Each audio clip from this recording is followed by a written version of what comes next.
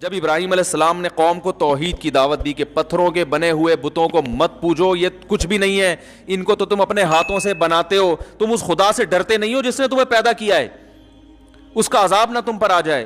تو قوم نے کیا کہا؟ قوم نے کہا کہ آپ کو ہم ہلاک کر دیں گے اور آپ کو ہم سے ڈر نہیں لگتا، یعنی پوری قوم سے آپ ٹکر لے رہے ہو. تو ابراہیم علیہ السلام نے کیا فرمایا؟ کیف اخاف ما اشرکتم ولا تخافون انکم اشرکتم باللہ. تم اللہ کے ساتھ ان بتوں کو شریک کر کے اللہ سے نہیں ڈر رہے ہیں بھائی، جو تمہیں عذاب دے سکتا ہے، اور میں تم سے ڈرنا شروع کر دوں؟ ڈرنا تو پہلے تمہیں چاہیے نا، مجھے تو اس کے بعد ڈرنا چاہیے. تم اپنی برائی پر اتنے طاقتور ہو کہ تمہیں تو عذاب کا یقین ہونا چاہیے، اللہ مار دے گا تمہیں، ہلاک کر دے گا، دنیا میں نہیں تو آخرت میں. اس برائی پہ تم ایسا ماشاءاللہ تم اپنی طرف سے ایک اصطلاح میں کہہ رہا ہوں، ایسا ڈٹ گئے اور مجھے مشورہ دے رہے ہو کہ میں لچک دکھاؤں. تو جب بھی بے دین لوگ آپ کو برائی میں گھسیٹیں تو آپ بولیں جتنا زور یہ گھسیٹنے میں لگائے گا نا، میرا پلہ اس سے بھاری رہے گا، اتنا زور میں نہ جانے میں لگاؤں گا. کیا خیال ہے بھائی جان؟ غلط کہہ رہا ہوں تو بتا دو یار، اگلے ہفتے نہیں کروں گا بیان. ڈھیلا پن ہے دینداروں میں، یہ غلط ہے، پھر وہی کر جار بھی رہتے ہیں. اصل میں وہ ہماری پھپھی تھیں، ابھی پرانی پھپھی تھی، ہو گئی تھی، ان کی بیٹی کی ایک ہی پھپھی رہ گئی ہے، ان کی ایک بچی کی شادی تھی. ایکچولی وہ ڈانس گانا تھا تو میں نظر نیچی کر کے بیٹھا ہوا تھا. تو اب دیکھیں نا، رشتہ داری بھی اسلام میں ایکچولی یہ سب ٹوپی ڈرامے لے جا کے، او بھائی یہ اللہ کا دین ہے، یہ اللہ کا قانون ہے، اس میں لچک نہیں ہے.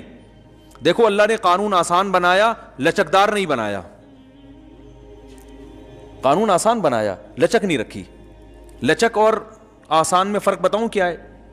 دیکھو اللہ نے کہا کہ کھڑے ہو کے نماز نہیں پڑھ سکتے تو کیسے پڑھ لو؟ بیٹھ کے نہیں پڑھ سکتے تو لیٹ کے. اب آپ نے کہا جب اتنی آسانیاں دی ہیں تو چلو آج نہیں پڑھو. بھائی نہ پڑھنے کا آپشن، پڑھنی تو پڑے گی.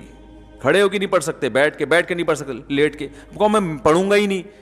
کہ جب اتنی اللہ نے آسانیاں رکھ دی ہیں تو اس کا مطلب اللہ تعالیٰ کو نماز کی کوئی اتنی اہمیت نہیں ہے. اسلام تو ایک وسیع مذہب ہے، اسلام تو آسانیاں دے رہا ہے. جب کھڑے ہو کے نہیں پڑھ سکتے تو بیٹھ کے، تو اس کا مقصد تھا آسانی. تو اب مجھے پڑھنے میں ہی بڑی مشکل ہو، کیونکہ لیٹ کے بھی وضو تو بہرحال کرنا پڑے گا نا. آج ہی کا مسئلہ ہے، کسی کو میں نے بتایا بھائی وضو تو کرنا پڑے گا. کیسے؟ میں نے کہا بھائی اپنے کسی خادم سے بولو بھائی تسلا لے کر آئے، وہاں پانی میں آپ کو وضو کرائے، لوٹا لے کے کسی بھی طریقے سے وضو کرائے، تو کرانا پڑے گا. اچھا پھر اسلام نے آسانی رکھی، وضو نہیں، پانی نہیں ہے تو کیا کرو؟ تیمم. لیکن پانی نہ ہو یا پانی نقصان دے رہا ہو، واقعی لوگ سردی میں نہاتے نہیں ہیں تو بھائی گرم پانی سے نہاؤ. تیمم جائز تھوڑی ہے آپ کے لیے. قرآن نے صاف کہا ہے پانی نہ ملے تو ہے، یہ تو آپ کے پاس تو پانی موجود ہے، چولہا بھی موجود ہے، گیزر موجود ہے، تو گرم پانی سے نہاؤ نا. گرم پانی سے کوئی بیمار نہیں ہوتا. لیکن لوگ سردی میں نہاتے نہیں ہیں. یار ایکچولی مجھے کھانسی ہو رہی ہے، الرجی ہو رہی ہے، تو الرجی ہو رہی ہے تو گرم پانی سے نہا لو بھائی. اس کے بعد کافی پی لو، چائے پی لو، یا کوئی پیناڈول تو چلو دوا میں آ جاتی ہے، ٹھیک ہے نا، کافی پی لو. لیکن نہیں جی وہ تیمم کر لیں گے بلا وجہ. تیمم جب جائز ہے جب پانی نہ ہو، یا پانی گرم پانی بھی اگر کسی کو نقصان دے رہا ہے، ڈاکٹر کہہ دے یا آپ کو غالب گمان ہو جائے کہ بھائی گرم پانی سے بھی میں مر جاؤں گا، پھر ٹھیک ہے تیمم پہ آ جاؤ. اب تیمم تو کرنا پڑے گا. اب آپ کہتے ہو یار پانی بھی نہیں ہے تو تیمم کے لیے اب میں ایکچولی کہاں جاؤں، وہ بچہ بھی کوئی نہیں ہے جو بالٹی میں مٹی لے کر آئے، تو آج بغیر تیمم کے پڑھ لو، ہو جائے گی نماز. جتنی آسانی اللہ نے پیدا کر دی وہ کر دی. اب اس میں لچک نہیں ہے، اس میں قانون مضبوط ہے. اور اہل حق کی علامت یہ ہوتی ہے کہ قانون آسان بناتے ہیں مگر اس میں آپشن نہیں ہوتا. جتنے آپشن اللہ نے دے دیے وہ تو ہے، تیسرا اپنی طرف سے نہیں ڈال سکتے آپ. ہم جو جناب غامدی صاحب کی مخالفت کرتے ہیں نا، اسی بیس پہ تو کرتے ہیں کہ اللہ تعالیٰ نے رمضان کا روزہ چھوڑنے کی اجازت دے دی، قرآن میں صاف بتا دیا سفر میں بھی اجازت ہے اور بیماری میں بھی. تیسری کوئی وجہ اللہ نے نہیں بتائی. آپ نے تیسری وجہ خود سے گڑھ لی کہ کل آپ کا اگر پیپر ہے اور تیاری کرنی ہے تو آپ پیپر کی تیاری کے لیے بھی رمضان کا روزہ چھوڑ سکتے ہیں. یہ آپ کا گڑھا ہوا مذہب ہے. اور دلیل یہ دی کہ سفر میں بھی ٹینشن ہوتی ہے، مشقت ہوتی ہے، تو مشقت تو اس میں بھی ہے، تو اسلام نے اجازت دی ہے. تو اس کا مطلب ہے کہ سفر میں اگر ٹینشن نہ ہو پھر آپ کو روزہ چھوڑنے کی اجازت نہ دیں اس کو. ہے بھائی ہر سفر میں ٹینشن تھوڑی ہوتی ہے. غریب آدمی کے لیے جہاز کا سفر وہ تو ٹینشن ختم کر دیتا ہے اس کی. ایک آدمی کو لیاری ندی سے اٹھا کے لائیں آپ جھونپڑی سے، اور آپ اس کو جہاز میں بٹھا دیں، وہ کہے گا ہاں زبردست سفر میں مزہ آ رہا ہے بھائی، اس کو ٹینشن ہوگی؟ اس کو تو نماز پڑھنے کا پھر حکم دینا چاہیے آپ, جبکہ وہاں بھی کہتے ہیں کہ نماز چھوڑ سکتا ہے, ہم بھی کہتے ہیں چھوڑ سکتا ہے. وجہ اس کی یہ کہ سفر میں اللہ نے, چاہے مشقت ہو یا نہ ہو, بیماری میں اللہ نے اجازت دے دی, اس کی تیسری کوئی اجازت نہیں. مشقت مقام پہ جتنی مرضی ہوگی روزہ رکھنا پڑے گا. علماء نے یہاں تک لکھا ہے کہ اگر کوئی کوئلے کی کان میں کام کرتا ہے لیکن سفر میں نہیں ہے, وہ کوئلے کی کان میں کام کرتا ہے, اسے پتا ہے کہ میں کوئلے کی کان میں اتروں گا, 1 گھنٹے کے بعد زبان میری پیاس سے خشک ہو جائے گی, روزہ چھوڑنے کی اجازت اسے بھی نہیں ہے, کیونکہ نہ وہ مسافر ہے نہ وہ بیمار ہے. تبھی ہم کہتے ہیں فقہا سے دین سیکھو. وہ فقی ان کو کہا اس لیے جاتا ہے, فقی کہتے ہیں, فقہ کہتے ہیں سمجھ کو, فقہا سے دین سیکھو. وہ قرآن اور سنت کے مزاج کو زیادہ سمجھتے ہیں.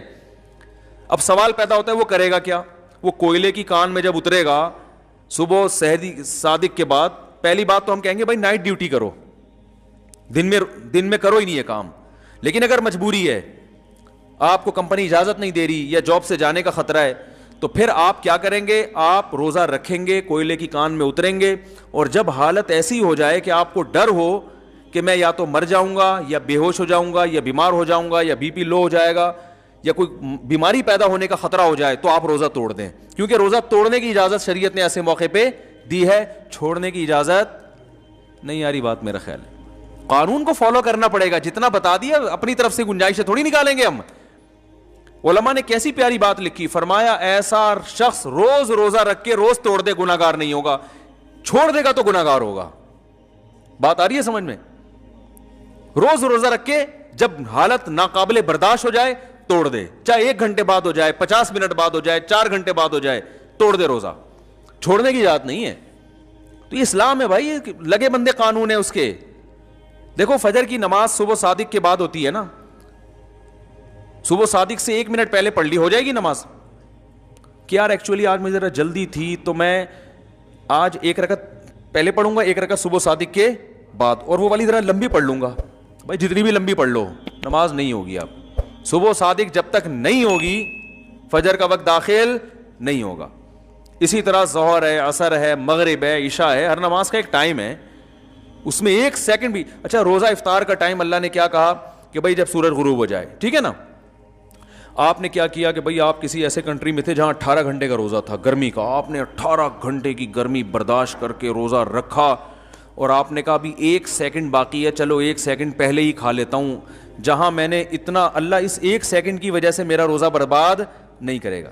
اور آپ نے قیاس یہ کیا کہ 1 کروڑ روپے مجھے کسی کے قرضہ دینا تھا, تو میں نے 99,90,999 روپے دے دیے, 1 روپیہ رہ گیا, تو کون سا وہ کوئی غصہ کرتا ہے یار؟ ایک تو سمجھانا بڑا مشکل کام ہے یار. بس یہ بات سمجھا کے میں بیان ختم کرتا ہوں. دیکھو ایک آدمی کو آپ نے 1 کروڑ روپے ادھار واپس کرنے تھے, وہ بیچارہ کنفیوز تھا, پتہ نہیں 1 کروڑ روپے میرے دے گا کہ نہیں دے گا, پتہ نہیں یار یہ میرے سب, وہ ہر وقت ڈرتا رہتا ہے نا. ایک دن آپ آئے, آپ نے کیا کیا, اس کو گڈی تھما دی نوٹوں کی, اور وہ گن رہے بیٹھ کے, 1 لاکھ 2 لاکھ 3 لاکھ 99 لاکھ ہو گئے. اب 1 لاکھ باقی رہ گیا نا. ابے 1 کروڑ 100 لاکھ کو بولتے ہیں نا یار, ہیں 99 لاکھ پورے ہو گئے, تو اس کی دل کی دھڑکن کم ہوگی کہ یار 1 لاکھ رہ گیا, کیونکہ اس کو ڈر ہے کہ پتہ نہیں یہ کھا نہ جائے نا. بہت سے لوگ پورے گڈی پکڑاتے ہیں, 50 مان لیا, آدھے پیسے دیے, کچھ گڑبڑ کرتے ہیں, اس کا سانس بحال ہو رہا ہے نا, ہوتے ہوتے پھر وہ دوبارہ گنے تو 99,000 ہو گئے, اب 1,000 رہ گیا, اب سانس بحال ہو گیا اس کا, پھر گنتے گنتے گنتے 1000 میں بھی اس کے 999 پورے ہو گئے, 1 روپے کم تھا.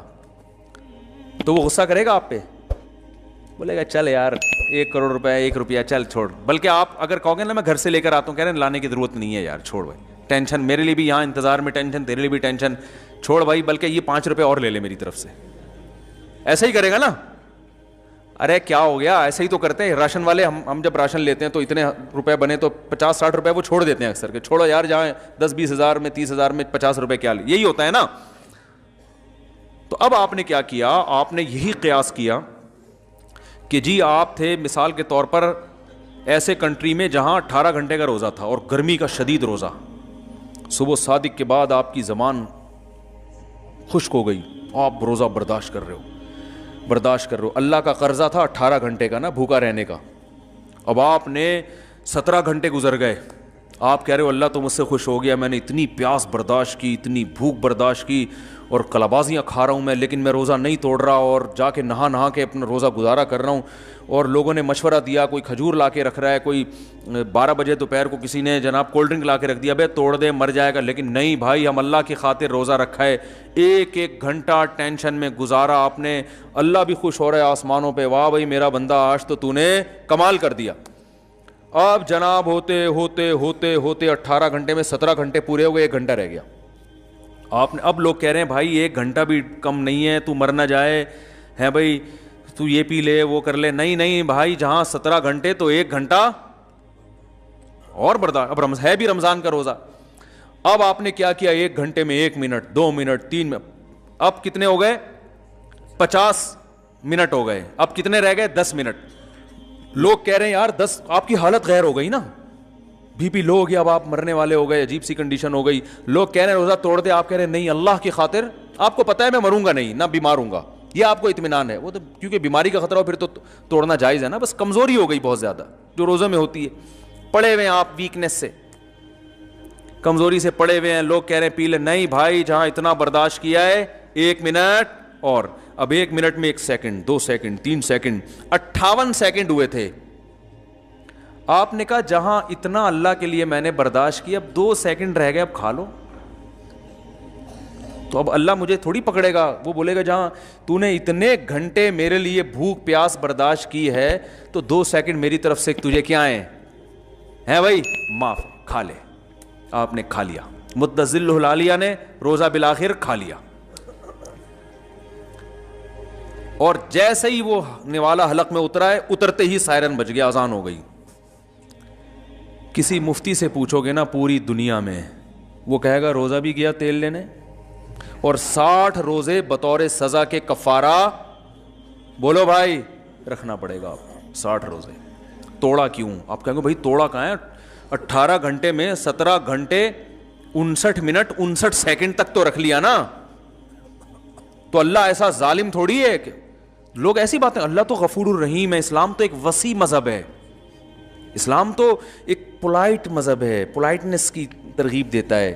اللہ تو رحمان, وہ تو اس کی رحمت کے 100 حصے ہیں, ان میں سے صرف 1 حصہ اس نے زمین پہ بھیجا ہے, 99 تو آخرت میں. تو آخرت بخشے گا نہیں, وہ کیا میں بخشے گا, بشرطے کے 60 روزے رکھو, صحیح ہے نا, کفارے کے طور پہ. اور پھر بھی رمضان کا ثواب پھر بھی نہیں ملے گا, اس سے صرف گناہ معاف ہو جائے گا. اور یہ والا روزہ اب قیامت تک نہیں آتا, اور اس کی قضا بھی الگ سے رکھو. کسی بھی دنیا کے مفتی سے پوچھو گے وہ بولے گا بھائی روزہ ختم.